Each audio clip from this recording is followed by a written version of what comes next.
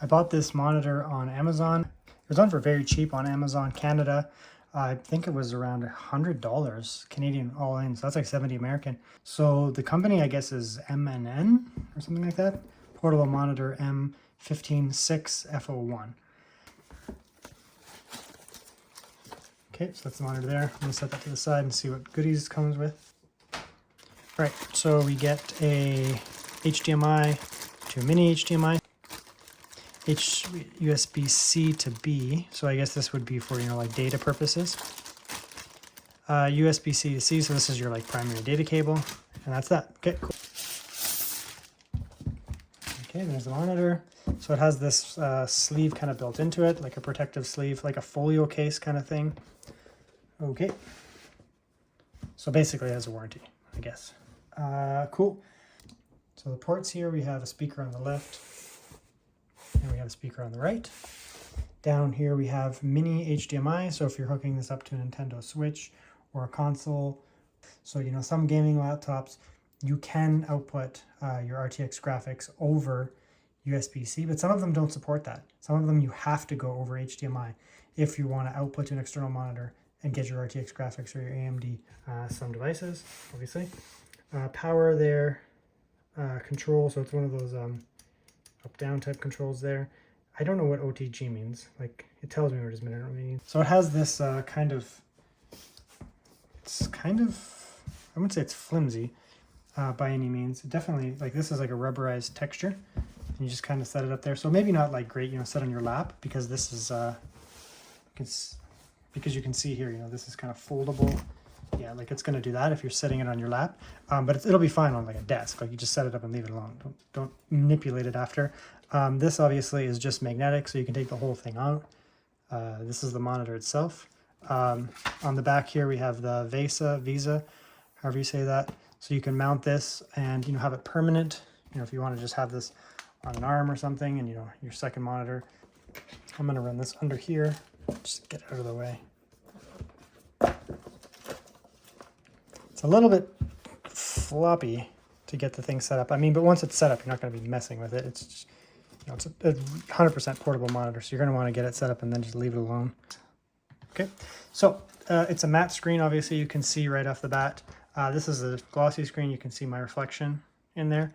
This is a matte screen. You can't really see. You can kind of just see my shadow right off the bat between a glossy screen and a non-glossy screen. But before we actually do anything, let's come in here and look at the settings. Power, I'm just messing with it. Okay, so brightness is down, so we'll turn that up. This is a nice, feels nice, this little control here. Yeah, that's better, nice and bright. Contrast, I don't think we need to mess with contrast. You can calibrate it as need be, but I'll just leave it as default for now. Okay, eco mode, I have no idea what oh, game, standard, RTS, FPS. What's the difference? Is this brightness or something? It does look slightly different, like the colors, but I don't know. Just leave it on standard. Dynamic contrast ratio, I don't know if this actually works, but yeah, it's doing something. Okay, so I guess you can make it like, what's this do here? What? 4:3? I mean, sure. You'd have to then change 4:3 on Windows, which you could do if need be. I don't know why you would do that, but I guess if you're playing an old school game. Power down, HDR. This thing has HDR? I highly doubt that. It's not going to be bright enough. Oh, wow.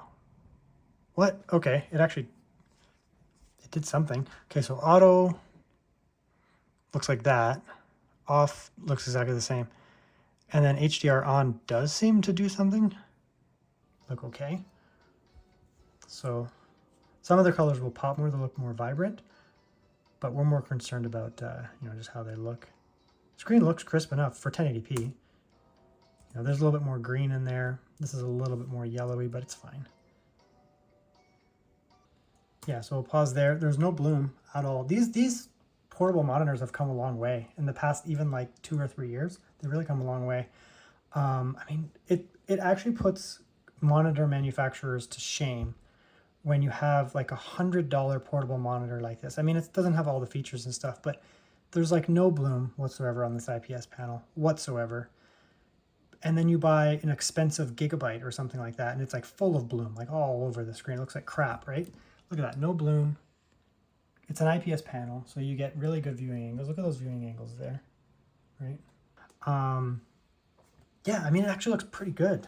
This looks pretty good for a matte screen and a matte IPS like cheap screen. It actually looks really good. Like this crushes my Lenovo monitor.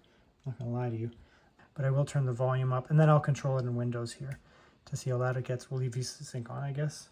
Sure. And I'll turn it down on my laptop here, and let's test out the sound here. Let's turn it up a bit more.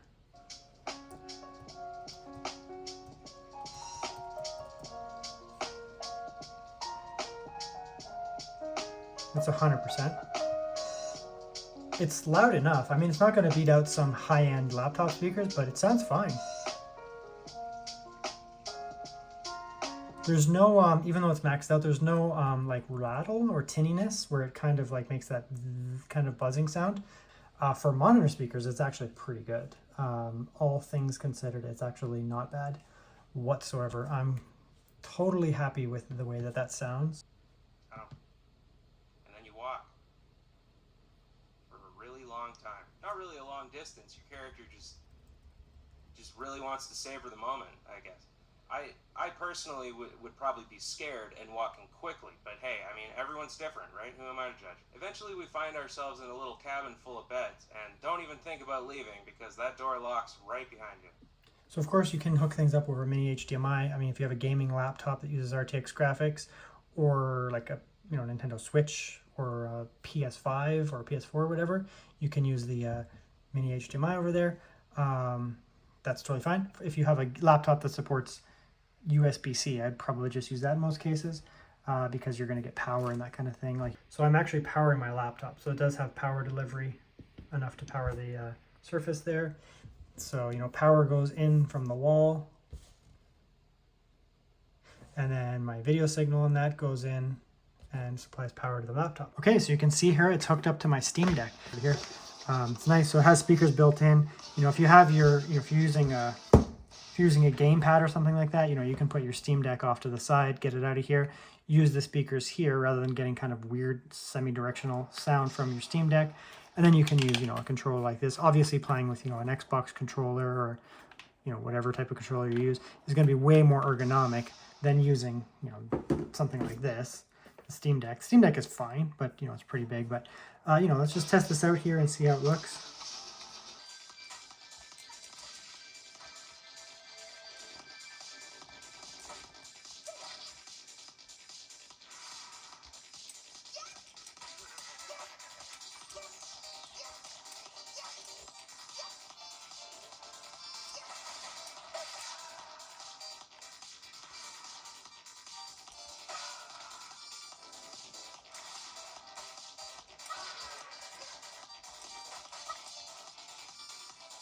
Oh, Big Ben.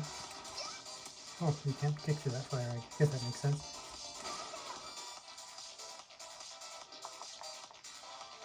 Yep, so it's a good screen. If you're looking for an external monitor to have with, a Steam Deck or something like that, it's great. ROG Ally, I'd probably lean you towards a touchscreen because you can't navigate like that. Whereas like I said, the Steam Deck has these control-y things. MacBook users, that kind of thing, it's great. It doesn't have touchscreen. It's not going to be glossy as a result. But I think for a lot of people, this is actually a really nice screen. So I actually like it quite a bit. I'm pretty happy with it.